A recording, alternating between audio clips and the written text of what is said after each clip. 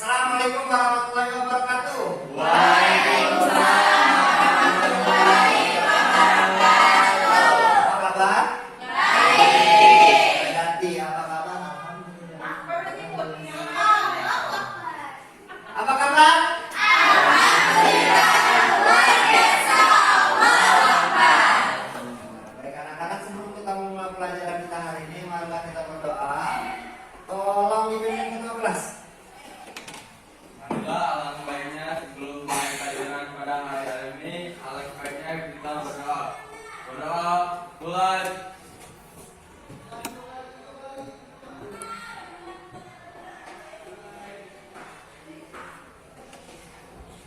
Selesai. Baik, terima kasih ketua kelas. Selanjutnya, siapa yang tidak hadir hari ini? Mana Nihil? Sakit. Rasanya diobati belum, Nur? Belum. Rasanya dijenguk belum, Nur? Dem, Nur. Baik, terima kasih yang telah hadir hari ini. Sebelum kita memulai pembelajaran, karena kita tadi sudah berdoa untuk membangkitkan rasa nasionalisme kita dan cinta tanah air. Marilah kita menyanyikan salah satu lagu wajib nasional. Silakan berdiri.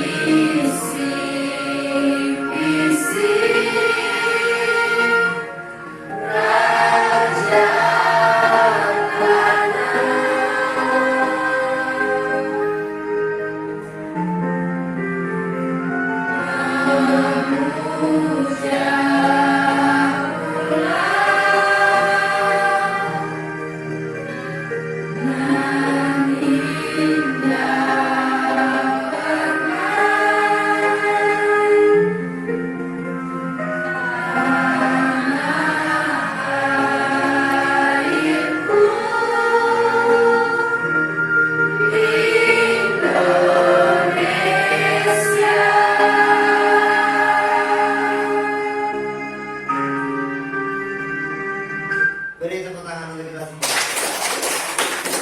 Silakan duduk kembali. Baik, terima kasih. Selanjutnya Pak akan menayangkan satu video lagi. Video ini merupakan video motivasi. Nanti setelah pemutaran video ini, Pak akan bertanya apa isi dari video tersebut ya. Silakan diamati.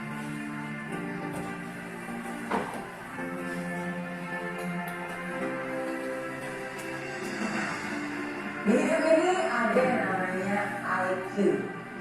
Sekarang saya ingin bertanya kepada kamu, IQ itu penting gak sih? Kecerdasan itu penting gak sih? Tentu saja penting. Kecerdasan itu penting. Pengetahuan itu jelas penting. Tapi ada yang lebih penting daripada IQ. Dan yang lebih penting daripada IQ adalah I can. Yes, your I can is much more important than your IQ. Kemampuan kamu itu jauh lebih penting daripada kecerdasan kamu. Buat apa jadi orang paling pintar? Buat apa jadi orang paling cerdas? Buat apa jadi orang yang paling tahu segalanya? Tapi jadi the world. Disuruh action dulu, suruh kerja dulu, suruh belajar dulu, suruh usaha dulu, suruh mencoba pun nggak mau. Nggak ada gunanya. Kecerdasan itu nggak akan bisa membawa kamu kemana-mana kalau itu tidak disertakan dengan kemauan. Kecerdasan kamu nggak akan ada gunanya kalau kamu hanya duduk diam dan tidak pernah ambil tindakan. Tapi sebaliknya, walaupun kamu bukan yang paling pintar, walaupun kamu bukan yang paling cerdas, walaupun kamu bukan orang yang paling tahu segalanya, tapi kalau kamu punya kemauan yang luar biasa, kamu punya kemauan yang begitu besar, mau mencoba, mau belajar, mau take action, mau bangkit dari kegagalan, mau berproses, mau mengakui kesalahan, mau memperbaiki kesalahan, mau berjuang. Kemauan itu akan membawa kamu jauh, jauh melebihi orang-orang yang cerdas, tapi dipilih nggak mau.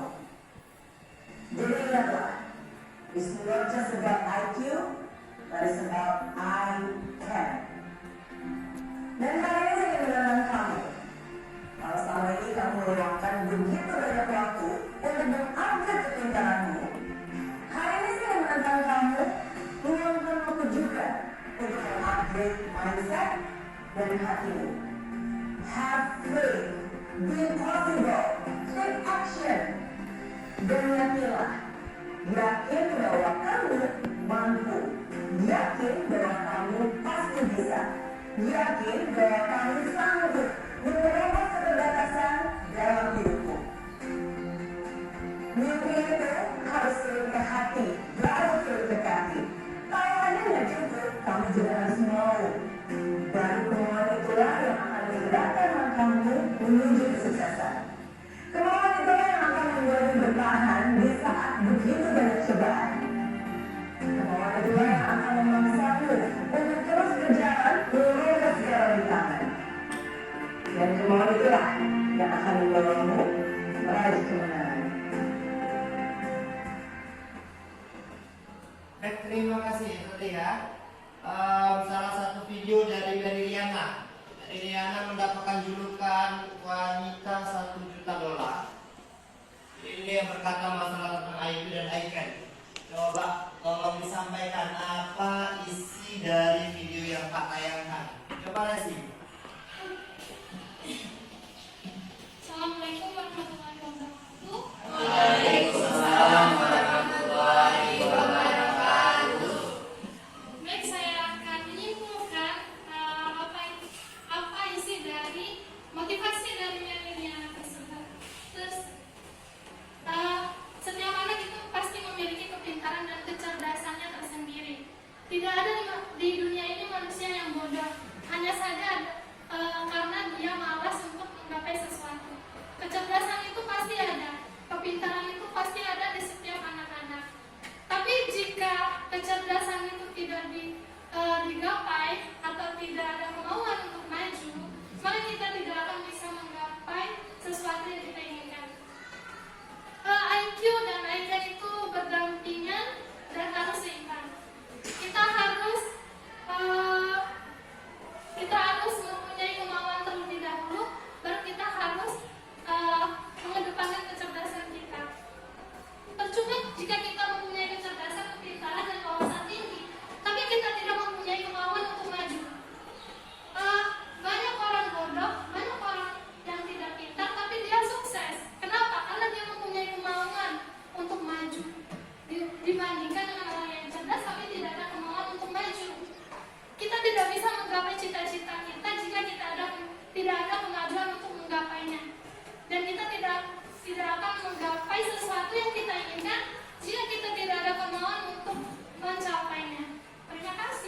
Beri tepuk tangan dulu. Nah, terima kasih itu yang disampaikan oleh Resi. Jadi untuk pendapat dari Mbak Diana ini tentang IQ dan ICAT itu harus berdampingan. Jadi jangan hanya mengandalkan IQ saja, tapi ICAT juga, kemauan diri, motivasi diri. Tidak hanya tentang kepintaran dan kecerdasan. Ya, katakan Mariana tidak cukup. Jadi be impossible kalau misalnya kalian tidak melakukan take action, artinya mengambil keputusan, mengambil langkah. Dikatakan Mariana tadi harusnya rajin belajar, jangan tidak mau disuruh belajar, tidak mau disuruh melakukan sesuatu, tidak mau. Nah, jadi kita harus mencoba. Tidak ada orang yang tidak lahir dia langsung tiba-tiba bisa karena biasa. Jadi dibiasakan hal-hal yang seperti itu. Contoh kalau misalnya jadi pemimpin, ketika jadi MC, ketika jadi pemimpin upacara, ketika membawa baki, penggeret bendera, itu harusnya biasa dulu. Dari biasa menjadi biasa. Yang dikatakan dengan Meliana, jadi harus ada kemauan. Baik, terima kasih Resi. Selanjutnya kita akan masuk dalam pembelajaran materi yang akan saya sampaikan. Itu masih materi teks eksposisi. Materi teks eksposisi. Sebelum Pak masuk ke dalam materi teks eksposisi, minggu lalu kita belajar tentang apa? Menganalisis gagasan pokok. Iya, terima kasih. Minggu lalu kita menganalisis gagasan pokok materi sebelumnya. Nah, sekarang materi yang akan datang ini yang kita pelajari sekarang yaitu menganalisis struktur teks eksposisi.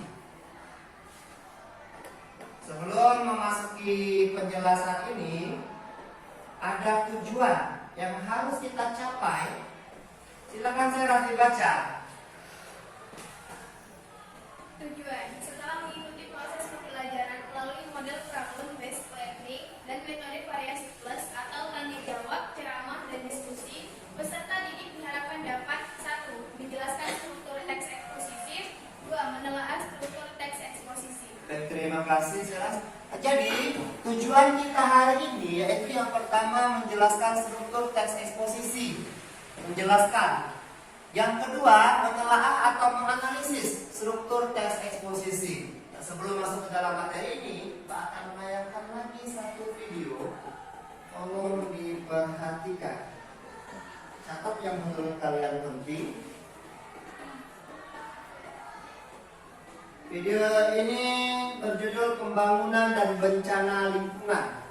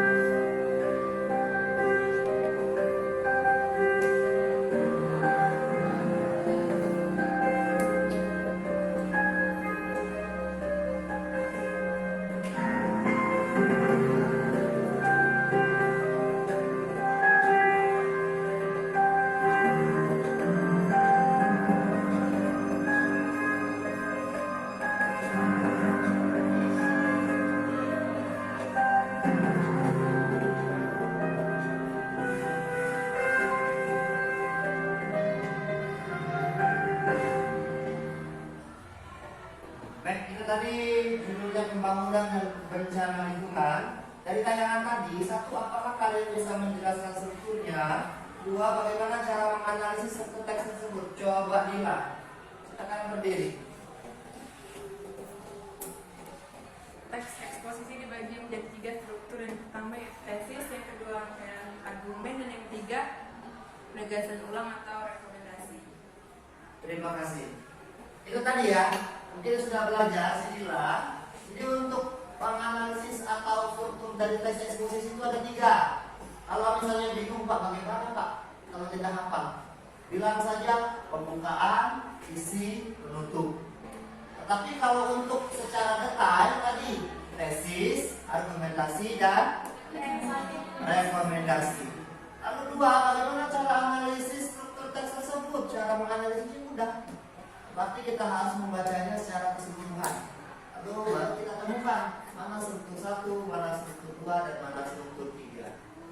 Baik, sebelum masuk ke dalam penjelasan lebih detail lagi tentang struktur teks eksposisi, Pak akan menyampaikan materi pertama tesis, yang kedua argumentasi, yang ketiga rekomendasi.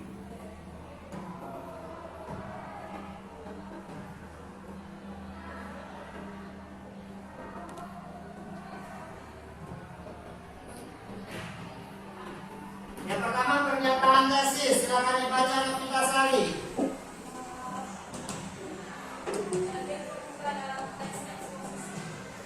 Apa? Bagian pembuka dalam teks eksposisi. Pernyataan tesis adalah bagian pembuka dalam teks eksposisi. Artinya, bagian pada struktur ini itu terletak di awal paragraf. Jadi kalau misalnya ada pernyataan kan kalau setiap kalimat atau setiap teks itu ada pembuka, ada isi, ada penutup. Nah ini itu secara umum. Kalau secara khususnya pernyataan tesis, yang mana pernyataan tesis itu terletak di awal paragraf. Jadi kalau tidak usah bingung-bingung, bagaimana cara menganalisis struktur teks eksposisi? Cari saja di paragraf awal, sudah tuliskan paragraf tersebut. Paham?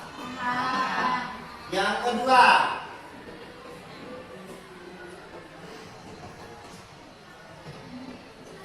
kedua, argumentasi, silakan dibaca. Dela.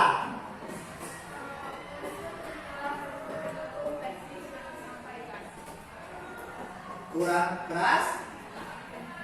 Unsur penjelas untuk mendukung tesis yang disampaikan. Unsur penjelas untuk mendukung tesis yang disampaikan. Artinya pada tahap atau struktur ini argumentasi itu artinya merupakan pendapat. Pendapat itu didukung oleh pendapat ilmiah, sumber data, angka. Jadi tidak hanya opini. Menurut Profesor Roni, bahwasanya buah apel itu mengandung vitamin A. Nah itu yang dikatakan dengan argumentasi yang mendukung pendapat tesis yang ada di awal. Yang ketiga,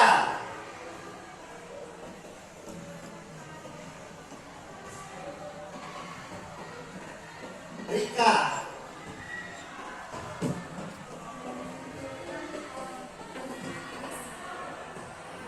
Penegasan ulang artinya menyimpulkan argumentasi. Penegasan ulang sama halnya dengan rekomendasi.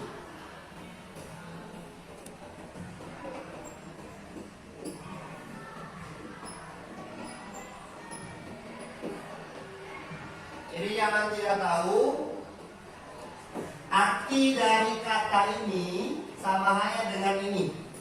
Rekomendasi itu artinya penegasan ulang, menegaskan kembali apa yang telah disampaikan oleh tesis dan argumentasi. Itu yang dikatakan dengan penegasan ulang.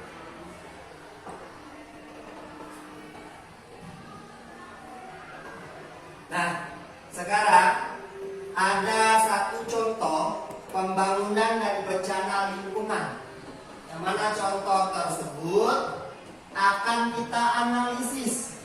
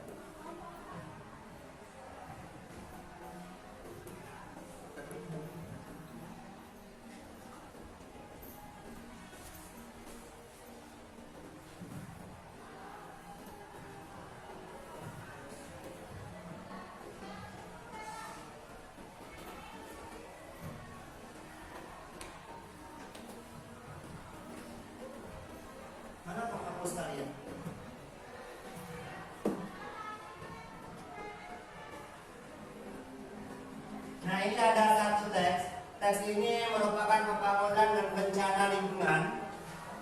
Boleh dibacakan Malika. Pembangunan dan bencana lingkungan. Bumi saat ini sedang menghadapi berbagai masalah lingkungan yang serius. 6 masalah lingkungan yang utama tersebut adalah ledakan jumlah penduduk, penipisan sumber daya alam, perubahan iklim global, kepunahan tumbuhan dan hewan, kerusakan habitat alam, serta peningkatan polusi dan kemiskinan. Dari hal itu dapat dibayangkan betapa besar kerusakan alam yang terjadi karena jumlah populasi yang besar, konsumsi sumber daya alam, dan polusi yang meningkat. Sedangkan teknologi saat ini belum dapat menyelesaikan permasalahan tersebut. Baik, terima kasih. Ini paragraf pertama. Ini paragraf pertama. Kita lanjut.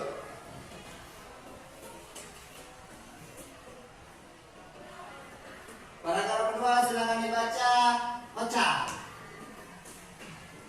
Para ahli menyimpulkan bahwa masalah tersebut disebabkan oleh praktik pembangunan yang tidak memperhatikan kelestarian alam atau tersebut pembangunan yang tidak berkelanjutan. Seharusnya konsep pembangunan adalah memenuhi kebutuhan manusia saat ini dengan mempertimbangkan kebutuhan generasi mendatang dalam memenuhi kebutuhannya. Terima kasih Ocha. Paragraf selanjutnya. Adelia. Penerapan konsep pembangunan berkelanjutan pada saat ternyata jauh dari harapan. Kesulitan penerapannya terutama terjadi di negara berkembang, salah satunya Indonesia. Sebagai contoh, setiap tahun di negara kita diperkirakan terjadi penebangan hutan seluas 3,243 hektar atau seluas 50 kali luas kota Jakarta. Hal ini juga diikuti oleh punahnya flora dan fauna alam. Pernyataan ini sangat jelas menggambarkan kehancuran alam yang saat ini terjadi, yang diikuti bencana bagi manusia. Pada tahun 2005 sampai 2006 tercatat terjadi 330 bencana banjir, 69 bencana tanah longsor, 7 bencana letusan gunung berapi, 241 gempa bumi, dan 13 bencana tsunami. Bencana longsor dan banjir itu disebabkan oleh perusakan hutan dan pembangunan yang mengabaikan kondisi alam. Terima kasih. Mana data? Tangan. Mana data? Mana yang data, mana yang angka? Silakan Rezi.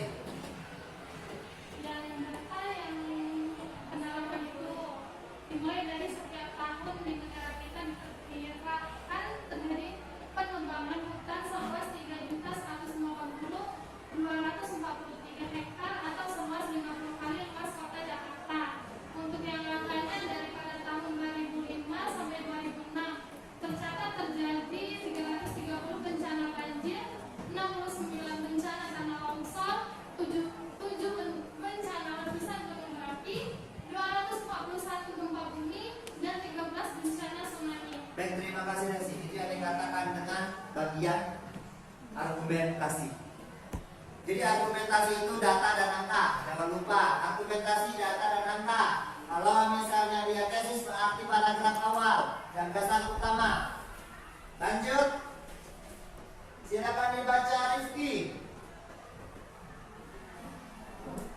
Bencana alam lain yang menimbulkan jumlah korban banyak terjadi karena praktik pembangunan yang dilakukan tanpa memperhatikan potensi bencana. Misalnya, banjir yang terjadi di Jakarta pada Februari 2007 dapat dipahami sebagai dampak pembangunan kota yang mengabaikan kerusakan lingkungan dan bencana alam. Menurut tim ahli, Pusat Penelitian dan Pengembangan Sumber Daya Air, penyebab utama banjir di Jakarta ialah pembangunan kota yang mengabaikan fungsi daerah resapan air dan tampungan air. Hal ini diperparah dengan saluran drainase kota yang tidak terencana dan tidak terawat serta tumpukan sampah dan limbah di sungai. Akhirnya debit air hujan yang tinggi menyebabkan bencana banjir yang tidak terelakkan. Baik, terima kasih.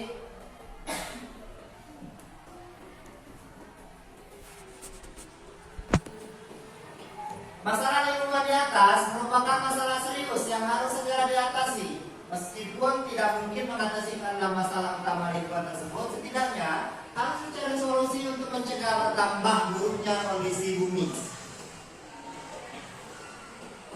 Nah, dari tes tersebut kita akan menganalisis pada bagian struktur.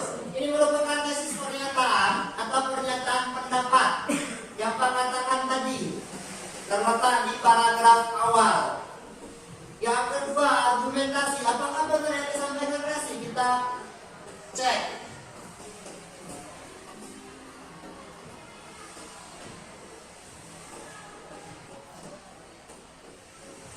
Masuk ke dalam argumentasi.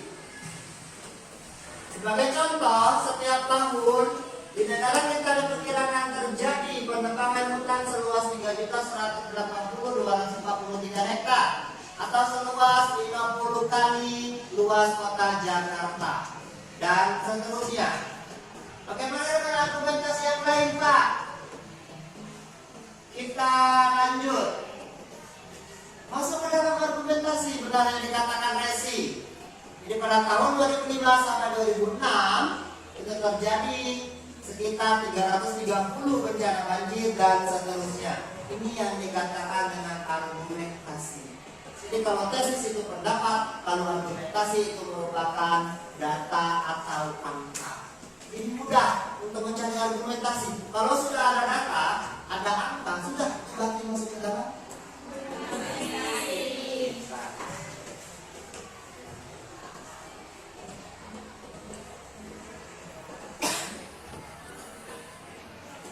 Di sini ada penegasan ulang atau rekomendasi. Ya, rekomendasi boleh, menggunakan kata penegasan ulang juga boleh.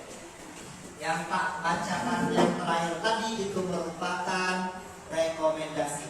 Kalau rekomendasi dan tesis itu sangat mudah mencarinya. Kalau tesis di paragraf awal, kalau rekomendasi di paragraf akhir. Sedangkan untuk argumentasi ingat data dan angka. Pak, bagaimana kalau misalnya tidak ada angka? Lihat saja data. Menurut ahli, menurut Profesor Ocha, menurut Profesor Nur, itu sudah masuk ke dalam argumentasi. Jangan menurut Pak Haji, karena Pak Haji bukan ahli. Baik, sampai di sini ada pertanyaan? Yakin? Baik, kalau misalnya tidak ada pertanyaan, Pak akan membagikan lembar kerja peserta didik. Nah, sebelum membagikan tersebut, silakan bentuk kelompok. Untuk kelompok Pak yang bagi,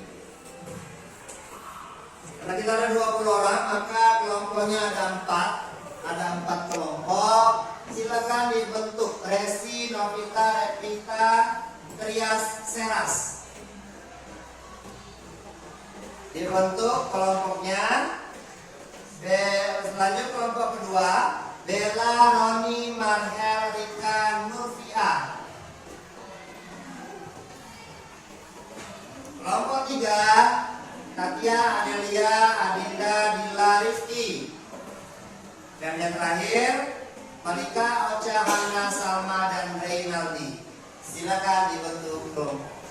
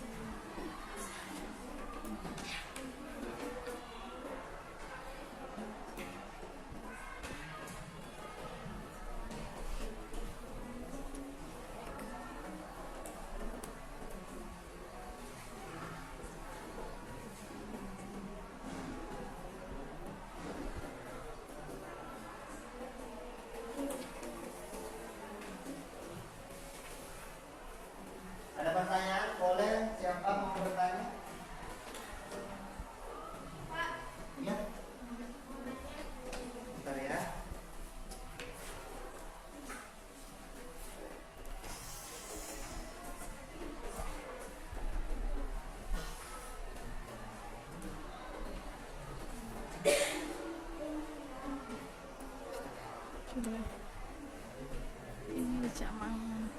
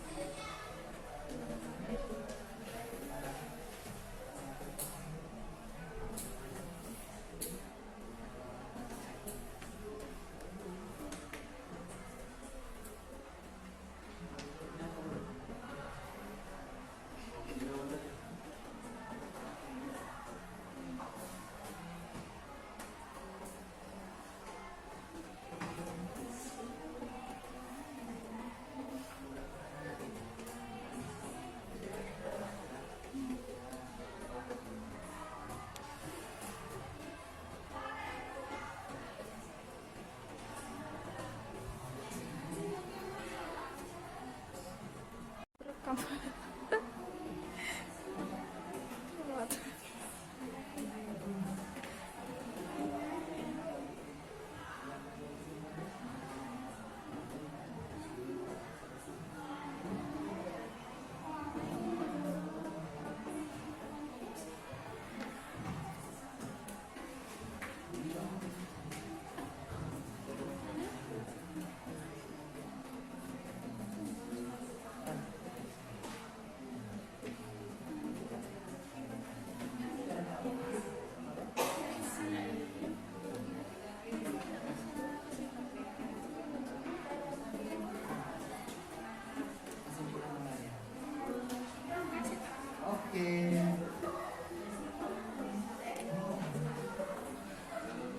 Yang lain masih banyak waktu.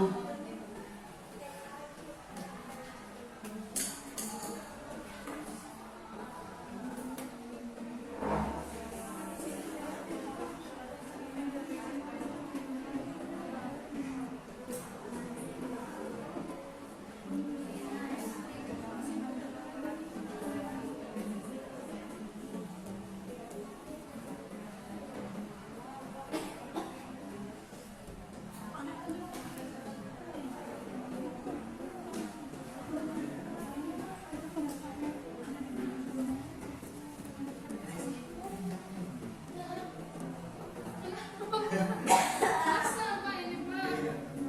Siangnya udah. Lala capek mandi sudah.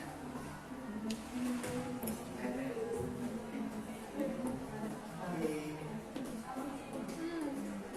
Rias mana Rias? Masih.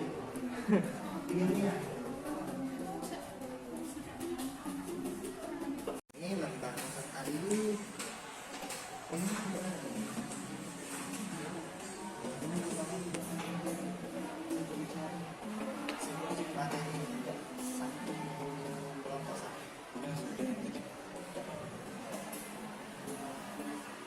Baik, sudah menerima semua? Kalau sudah, perhatikan kembali ke depan. Lembar kerja peserta didik. Ada satu video lagi. Video ini berkaitan dengan tugas diskusi kalian.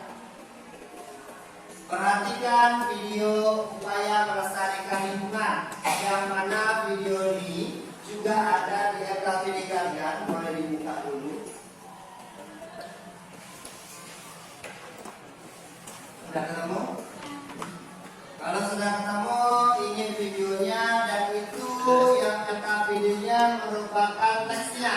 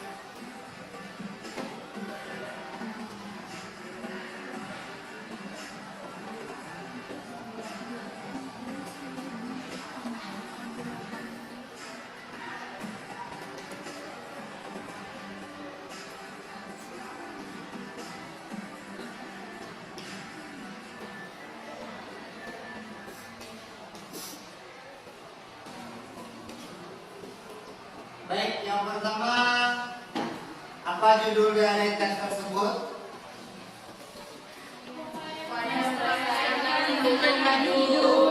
Upaya melestarikan lingkungan hidup.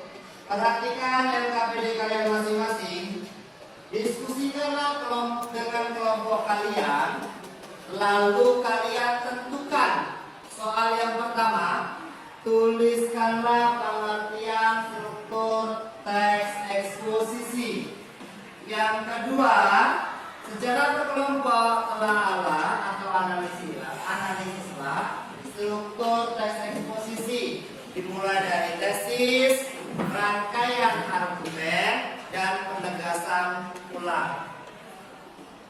Ada pertanyaan sampai di sini? Baik, silakan dikerjakan. Pak, beri waktu 20 menit.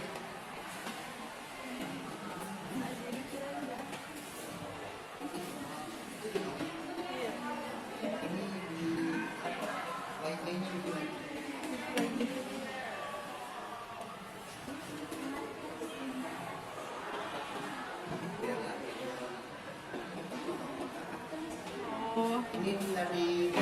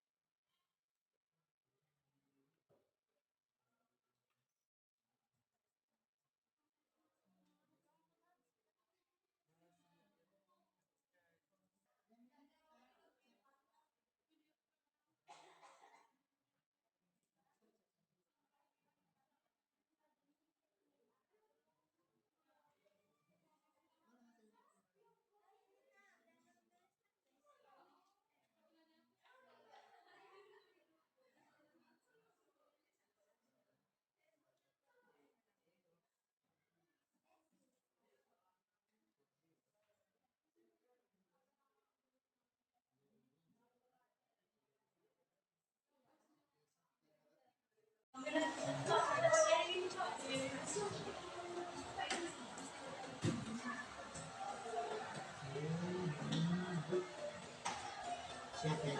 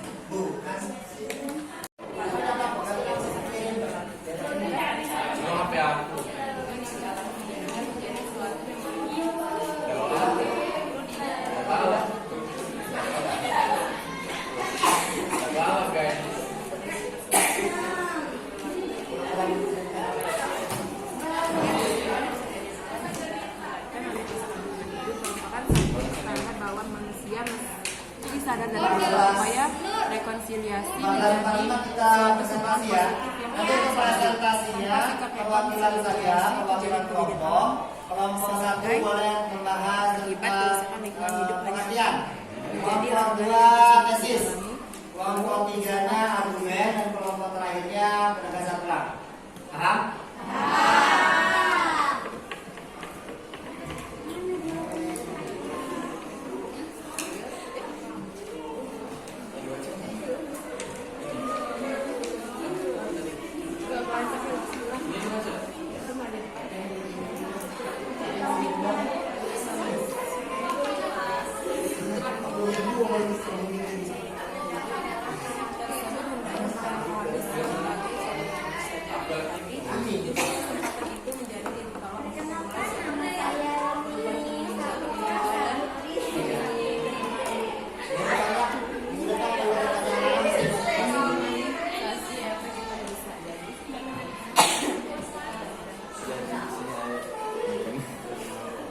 Jadi di sini saya akan menjelaskan tentang Di sini saya akan menjawab pertanyaan nomor 1 tentang tesis.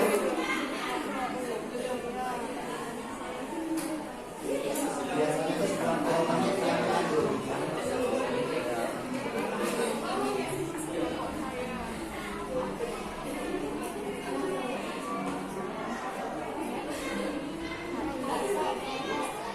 tidak kelompok kami.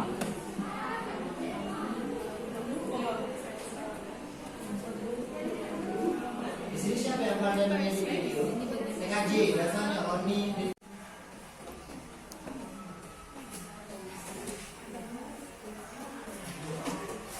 Baik, kalau sudah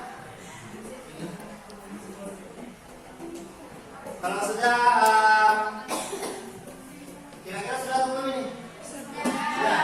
Baik, kalau sudah kita lanjut ke dalam langkahnya. Langkah selanjutnya ini presentasi kelompok.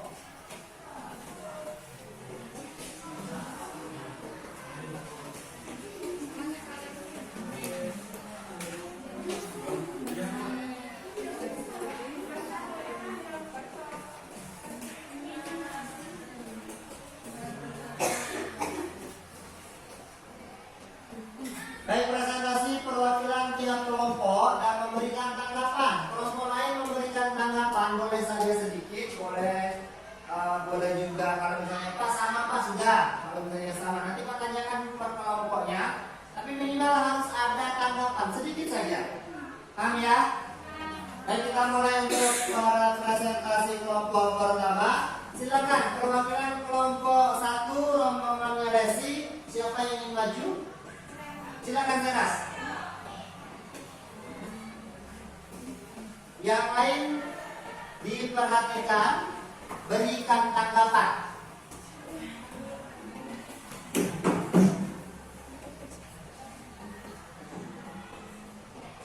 Assalamualaikum warahmatullahi wabarakatuh. Waalaikumsalam. Perkenalkan, nama saya Sarah, saya perwakilan dari kelompok 1. Di sini saya akan menjawab soal nomor 1, yaitu jawabannya suku teks posisi terdiri dari 3, 1 tesis, 2 rangkaian argumen, 3 penegasan ulang.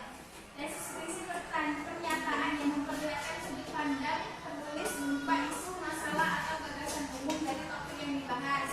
Rangkaian argumen berisi bukti atau alasan yang digunakan untuk memperkuat suatu pendapat dalam tesis. Dan penegasan ulang berisi simpulan yang sifatnya menegaskan kembali tesis dan pembuktian atau argumen yang telah disampaikan. Baik, boleh tepuk tangan dulu. Untuk kelompok lain ada yang tanggapan? Kelompoknya Ocha, ada tanggapan? Untuk strukturnya?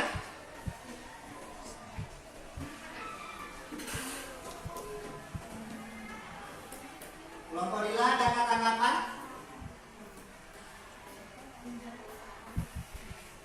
Kelompok Nur? Sama? Baik, kalau sama, terima kasih. Untuk Sarah, silakan kembali ke tempat. Bapak kembali menjelaskan. Jadi untuk struktur tesis posisi ada 3. Yang pertama, yang kedua, ketiga. Terima kasih. Selanjutnya pertanyaan kedua, struktur tesis, argumentasi dan rekomendasi.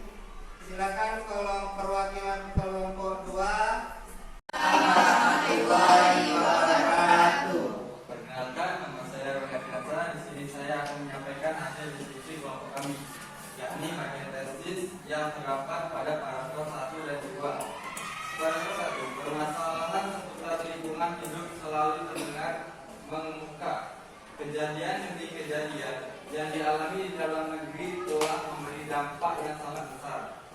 Tidak sedikit kerugian yang dialami, termasuk nyawa manusia. Namun, hal yang perlu dipertanyakan, apakah pengalaman tersebut sudah cukup menyadarkan manusia untuk melihat kesalahan dalam dirinya? Ataukah manusia justru merasa lebih nyaman dengan sikap menghindar dan menawarkan diri dengan tidak memberi solusi yang lebih baik dan lebih tepat? Paragraf kedua, lebih banyak usaha seharusnya dilakukan oleh manusia dalam upaya pelestarian lingkungan hidup. Upaya yang dimaksud adalah upaya rekonsiliasi, perubahan konsep atau pemahaman tentang alam, dan penanaman budaya pelestarian. Jadi itulah tadi yang dapat saya sampaikan dari kelompok kami. Beri tepuk tangan. Ada catatan? Apakah ada yang berbeda? Boleh. Kelompok 1 silakan. Assalamualaikum warahmatullahi wabarakatuh. Waalaikumsalam warahmatullahi wabarakatuh. Perkenalkan, saya Resi. Saya ingin memberi tanggapan kepada kelompok 2. Sekarang kan banyak, jika ada kejadian bencana alam itu banyak manusia yang belum sadar. Nah, bagaimana cara menyadarkan manusia itu agar tidak terjadi bencana alam, misalnya banjir? Boleh. Silakan dijawab. Boleh dibantu kelompoknya? Bagaimana cara mengatasi bencana alam? Kesadaran, menumbuhkan kesadaran manusianya. Roni bisa jawab? Silakan. Salah satu saja. Salah satu bagaimana? Sadar diri terhadap manusia, yaitu membuang sampah pada tempatnya dan menjaga kelestarian lingkungan. Bagus, beri tepuk tangan. Baik, silakan duduk kembali. Jadi boleh, itu tadi penanggapan dari kelompok 1. Nah, bagaimana cara menumbuhkan rasa kesadaran manusianya? Boleh tadi. Berarti kita harus cekatan dalam menumbuhkan rasa membuang sampah organik dan anorganik, atau reboisasi, menumbuhkan penghijauan, itu juga upaya melestarikan lingkungan. Bagus untuk kelompok 1, kelompok 2. Lanjut kelompok 3, presentasi tentang argumentasi. Kelompok 3 silakan maju, perwakilannya siapa?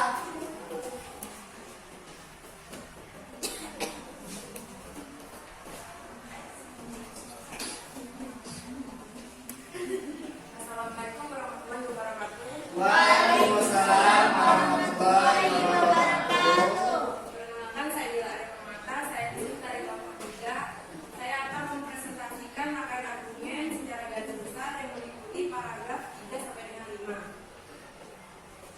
Kerusakan lingkungan hidup dan efeknya harus berlangsung dan terjadi. Manusia cenderung untuk menangisi nasibnya. Lama-kelamaan kehabisan terhadap nasib itu terlupakan dan dianggap sebagai urusan angin yang berlalu. Bukan tangisan karena efek dari kerusakan lingkungan yang dialami hanya menjadi suatu memori untuk dikisahkan. Namun, perlu diingat bahwa tidaklah cukup jika manusia hanya sebatas menangisi nasibnya. Tapi pada kenyataan tidak pernah sadar bahwa semua kejadian tersebut adalah hasil dari perilaku dan tindakan yang patut diperbaiki dan diubah. Setiap peristiwa dan kejadian alam yang diakibatkan oleh kerusakan lingkungan hidup merupakan suatu pertanda bahwa manusia mesti sadar dan berubah. Upaya rekonsiliasi menjadi suatu sumbangan positif yang perlu disadari.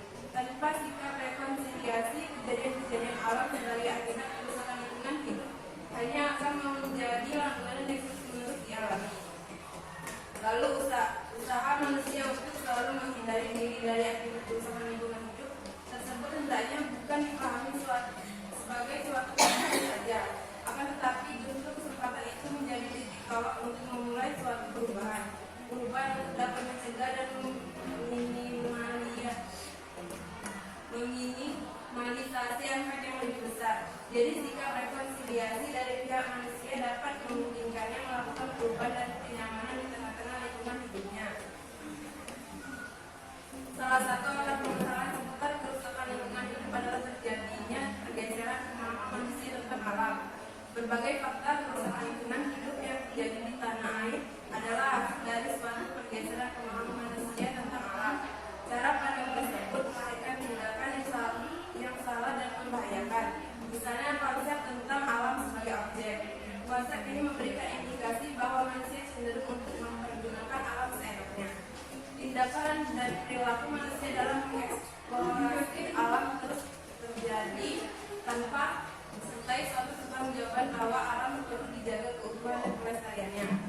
Banyak disertai suatu pertanggungjawaban bahwa banyak binatang yang seharusnya dilindungi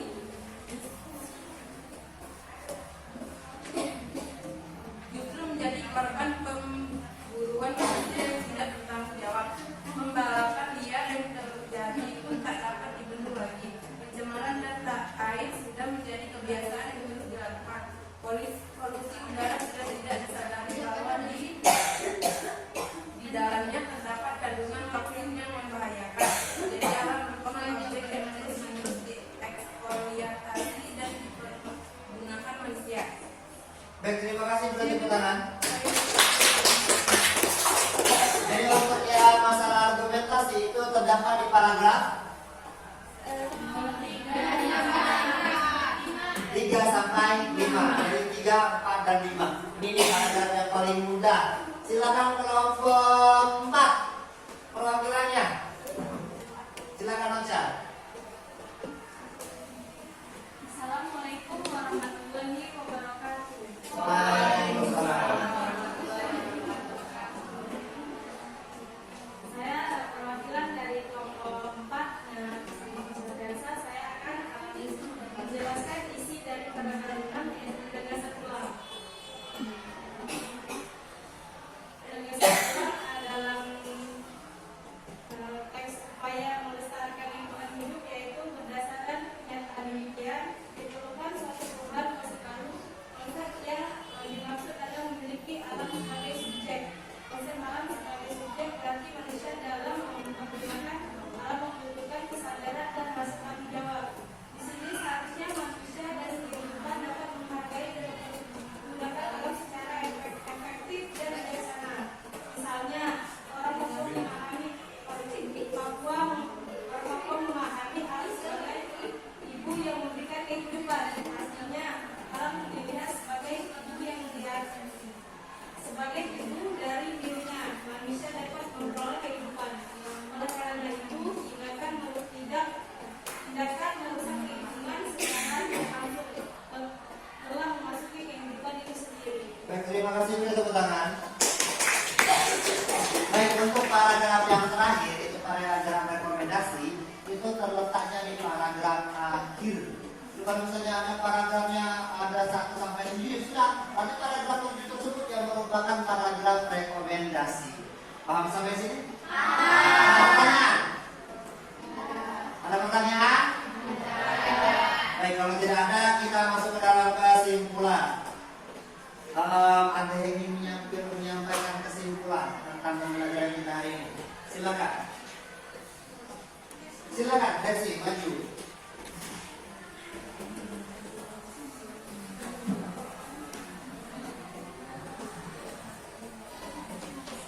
Assalamualaikum warahmatullahi wabarakatuh. Waalaikumsalam warahmatullahi wabarakatuh. Baik, saya Resi. Saya di sini akan menyampaikan kesimpulan pada pembelajaran kita hari ini.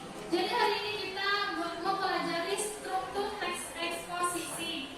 Nah, struktur teks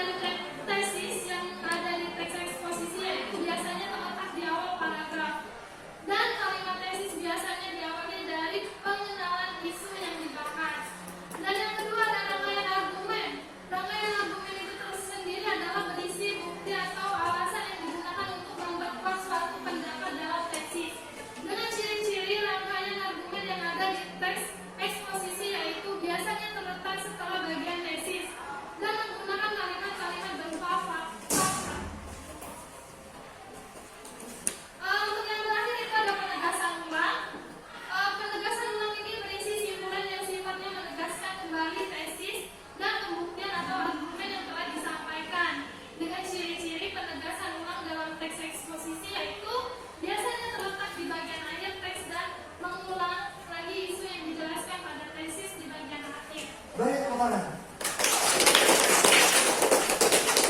Terima kasih Desi. Jadi kesimpulan pembelajaran kita hari ini untuk menganalisis teks eksposisi yang terdiri dari 3. Yang pertama tesis, yang kedua argumentasi, dan yang ketiga rekomendasi. Jadi kalau misalnya dia tesis itu terletak di awal karena kalau argumentasi itu data dan angka, dan rekomendasi itu terletak di akhir atau penegasan. Baik, terima kasih. Itu silakan kembali ke tempat duduk masing-masing.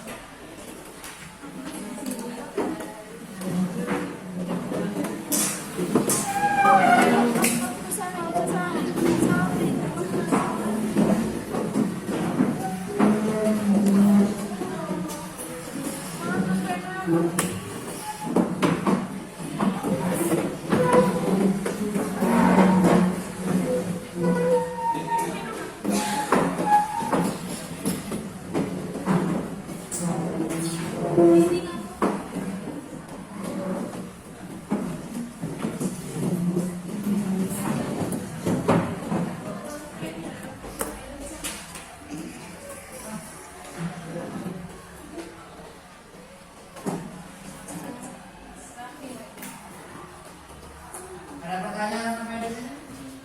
Nah, kalau tidak ada satu tes lagi. Ini untuk menguji kemampuan kalian. Artinya evaluasi pembelajaran. Nah, evaluasi pembelajaran ini Pak akan bagikan satu orang satu. Kalian jawab dengan waktu 10 menit. Paham? Pak saja yang membagikannya.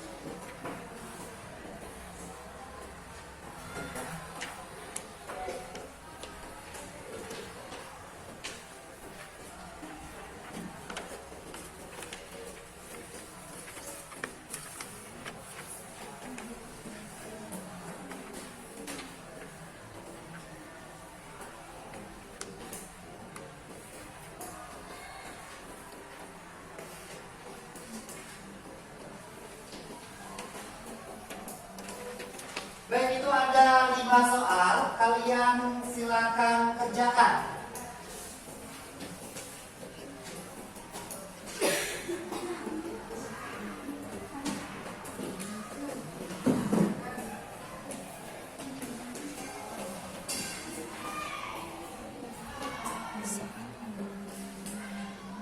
Mulai dilihat untuk soalnya.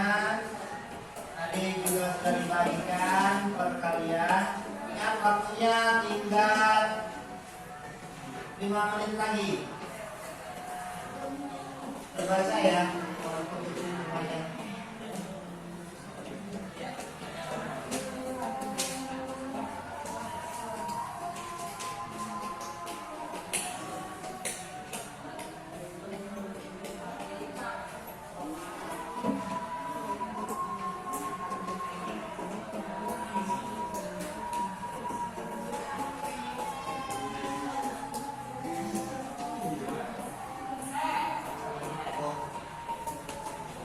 Ini berapa Esi?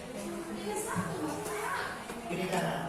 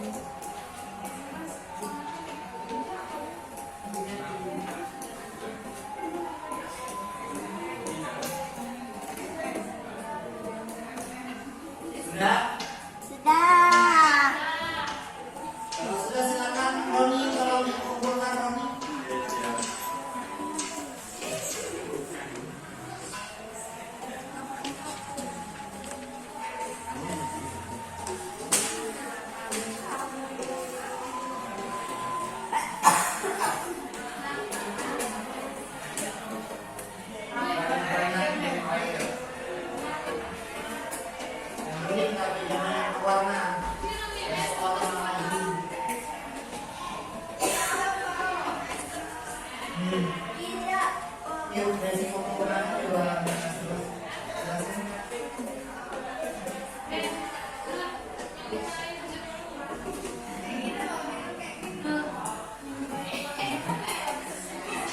Bisa. Ini adalah ada. Ini bukan ketika minum di resapi res. Dia ada rasa manis yang membambuinya.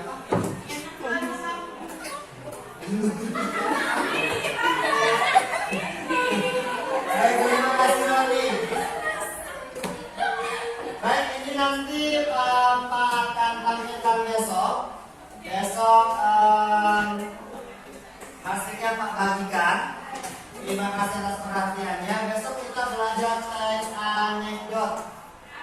Jadi untuk pembelajaran minggu depan itu tolong dibuka-buka lagi bukunya tentang teks anekdot. Paham ya? Yang ada cuma 2 kali untuk pramuka.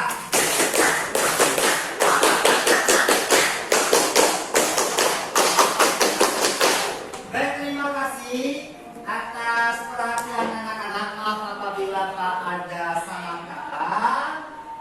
Sehat dan berkah selalu. Semoga sukses. Amin. Pak akhiri. Wassalamualaikum warahmatullahi wabarakatuh.